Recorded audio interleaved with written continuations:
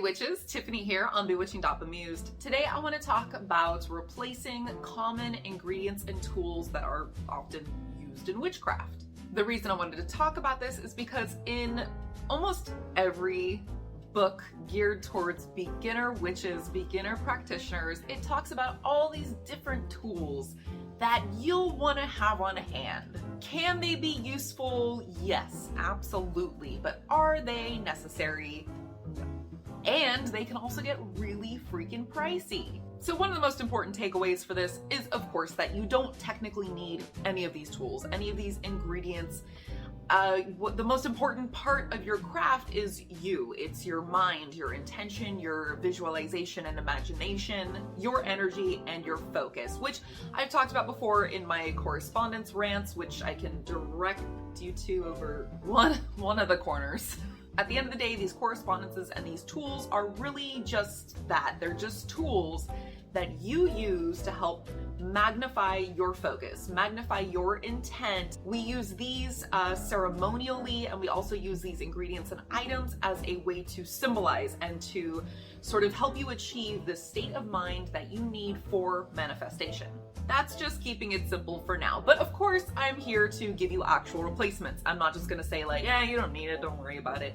Here are some very good replacements that you can use instead of your most common tools. First one are wands, athames, and swords. Now, traditionally, these items are typically used for the same thing, but I'm a little bit oversimplifying here. They are simply used to direct and form energy. You will read about using a wand or an athame or a sword to help you cast a circle, create a circle. And that is both to help you direct that energy where you need it, but again, it's just another tool to help you visualize as you are working with that energy. I have tried both a wand and athame. I found from my personal experience, because all of this, of course, is just about personal preference and what works best for you. I have found that just using my hands works best for me. I feel like, ooh. I usually ground and center before creating videos just to make sure I have enough energy to put on a good video, but also not too much that I'm just like, whoa. And I can actually like, I may have kept a little too much energy in me because I can actually feel sort of like an energy ball forming already just doing this. Okay, Tiff, get it under control. But personally, I just feel a lot more connected to that energy that I'm working with if I'm just using my hands, whereas other people may find they feel that the athame or the sword or the wand kind of magnifies their energy that they're putting out, or helps it be more precise with what they're doing with it as opposed to just working with like hands. It's really a personal preference, like I said. So if you're not like me and you don't like working with your hands, you prefer using a tool, you don't necessarily have to go to a metaphysical shop or an Etsy store and spend all kinds of money on something. Keep in mind, it can be anything. You can pick up a stick outside. You can make your own wand. Hell, you can even take an old kitchen knife and cleanse it and dedicate it to this task. It doesn't have to be this ornate, fancy thing. Seriously, just go outside and find a stick. Now, some people will use their athame for more than just directing energy, such as for, carving into candles or for trimming plants for ingredients. I wasn't really a fan of that. I found that dedicated plant shears work best because I don't know, maybe my athame isn't sharp enough. But every time I try to like cut through a stem or something with it, it's just as like, I have to like carve into it, and it just kind of, I'm like worried of damaging the rest of the plant. Also, the athame mine is pretty long. I think that's about how long it is.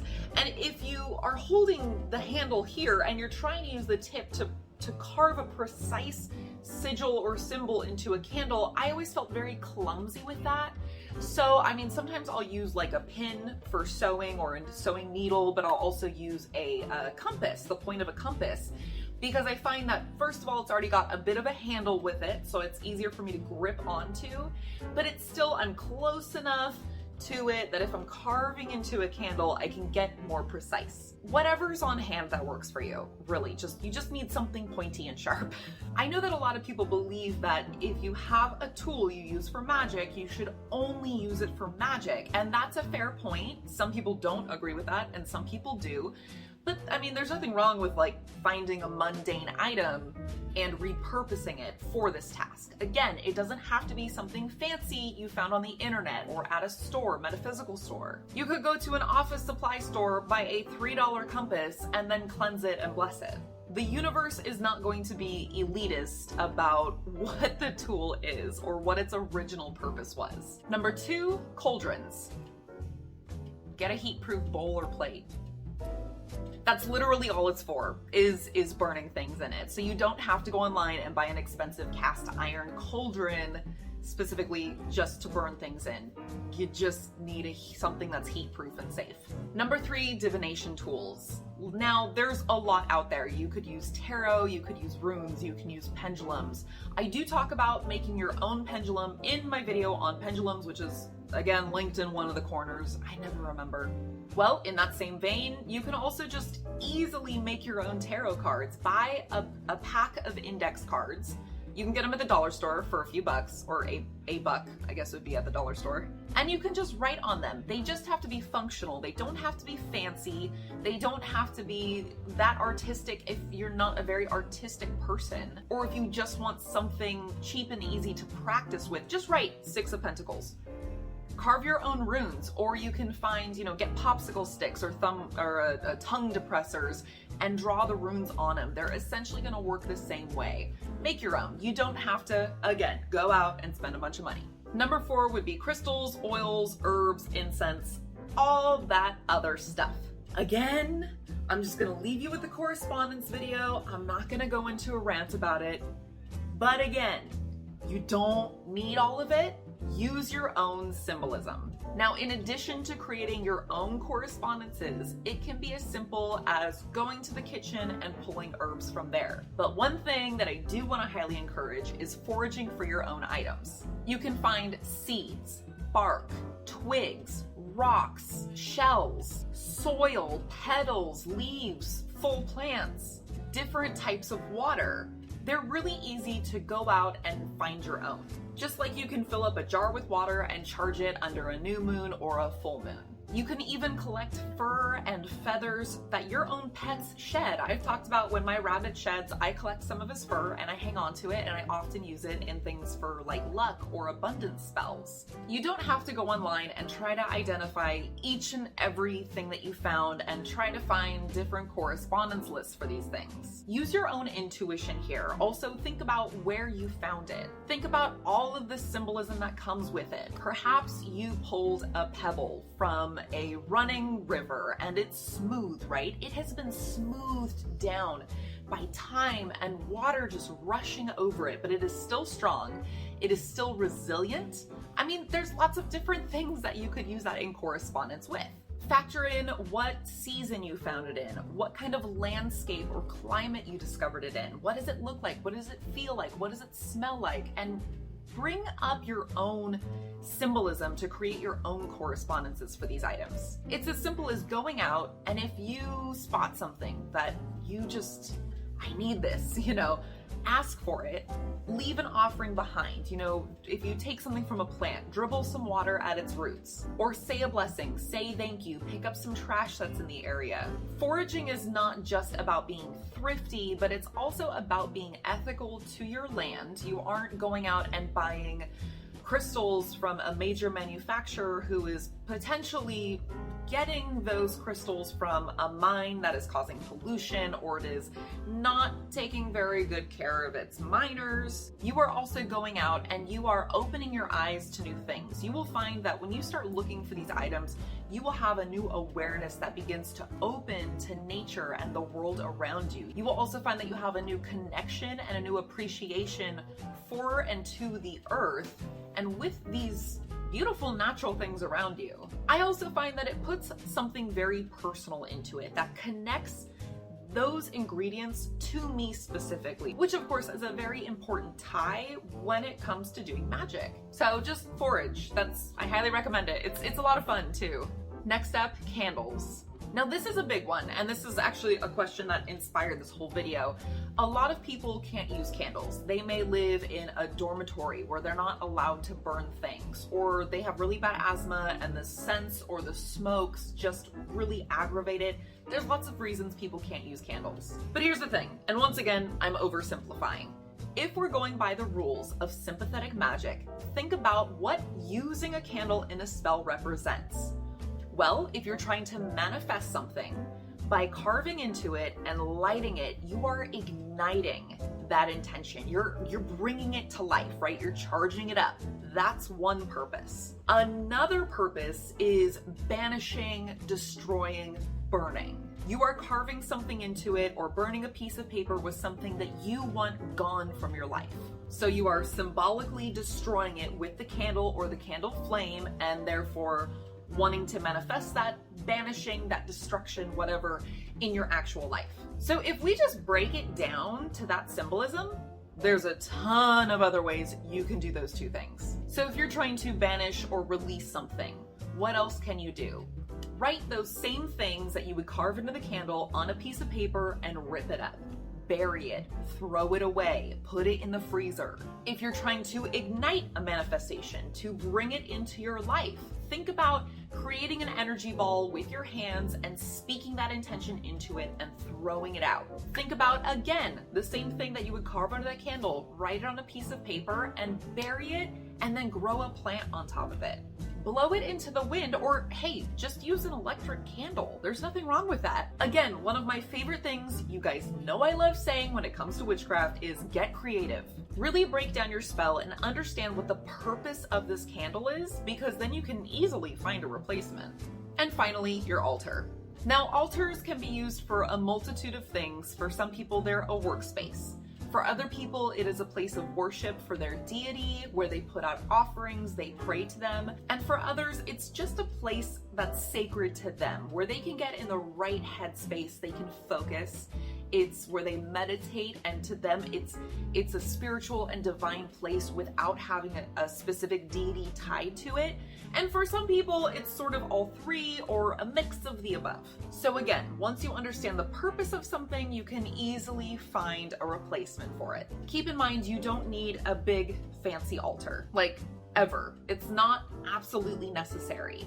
It is a nice thing to have, but you're not gonna be punished and you're not gonna have spell successes or failures dependent upon whether or not you have an altar. For you, if it's a space of worship and recognition for your chosen deity or perhaps spirits, just know you don't have to be at an altar to speak with the divine. You can literally speak to them anywhere. You can say thank you. You can offer a prayer anywhere. The same goes for leaving offerings. You know, just set something out on your windowsill or put it out in the yard. If you're doing it with intention that this is an offering you are leaving for, you know, fill in the blank with the name, then it's fine. That's all you need. If you are using it more as a sacred space that is your personal space that you can use to get into the right state of mind in order to perform witchcraft or in order to meditate or get in touch with the divine, the universe, you know, whatever it is, there are other ways to do that. Keep in mind, we're talking about sensory use. Now, like for instance, they say if you have insomnia, if you have trouble sleeping, the only thing you should ever do in your bed is either sleep or have sex. You should never sit in your bed to eat or watch TV or read, because then your mind associates that spot with other things. So for a lot of people, their altar kind of serves as that space. Their mind associates that spot with meditation, with prayer, with performing rituals or spells. And it's a great thing to have, don't get me wrong, but you can achieve that same sort of sensory connection in other ways. For example, one of our strongest senses that we link to memory is the sense of smell. There are certain smells that just immediately take me back to different parts of my life. If I were to smell the perfume that my kindergarten teacher wears, I'm like immediately back in kindergarten. I'm sure you guys know exactly what I'm talking about. So you may want to find an oil to diffuse or a specific incense that you only use when you're trying to get in that state of mind, because eventually once you link those two, as soon as you start burning it, as soon as you smell it, boom, you're gonna be right in that headspace. Or maybe it's more of a visual thing. Dim the lights, light a few candles, and as soon as the room gets that sort of ambiance, you can suddenly, boom, right into that headspace. Or use a particular music. You know, there's lots of different ways to achieve this without it being a physical place you have to be in. Also keep in mind, depending on your reasons why you can't have an altar, you might be able to find an alternative. If you just don't have the space for it, well, I did do a video on creating altars for small spaces. If you're a broom closet witch and you can't put one together because you're worried it's going to be found, there are lots of different little hidden altars that you can create. I haven't actually made a video on that yet, but I'm sure there are plenty of other ones on YouTube that you can look up to help you find inspiration ideas for creating a miniature little concealable altar. And for using it as a workspace, I know, again, I kind of mentioned this with the tools, a lot of people have this belief of you use your altar for magic and magic only. And in some regards, it does sort of tie to that example I gave of if you have insomnia, don't use your bed for anything else. But I know also some people feel that energetically you don't want that space polluted with other things. Again, this is personal preference. For a while, I used this desk as both my crafting desk, my sewing desk, my writing desk, and for spell work.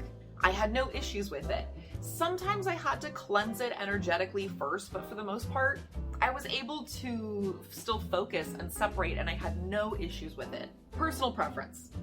I mean, realistically, you could work on the floor if you needed to. I've done that. I've, used a shoebox or pulled out a TV tray and just plopped right down on the floor and worked from there before I ever had an altar. And I am somebody who does use my altar as my workspace for my spell work. But before I ever had an altar space, I mean, you still gotta find a place to do it, right? Not all of us have a spare bedroom where we can set up a ritual table and a separate altar and I mean, that would be amazing, but I don't have it. So that was just touching on some of the most common tools and items that we can replace in the craft. I would love to hear how you replace yours. Leave them down in the comments below, and if you have questions about other items, also leave those in the comments below. Don't forget that next Sunday, 8 a.m. Pacific Standard Time is our next live stream, so show up. I'd love to see you. I'd love to chat with you. Come prepared with questions. If you can't make it, but you want a question, quick little question answered, feel free to email it to me or message it to me in advance. And also don't forget to like the new Facebook page. Other than that, hit the thumbs up, and I'll see you all next week.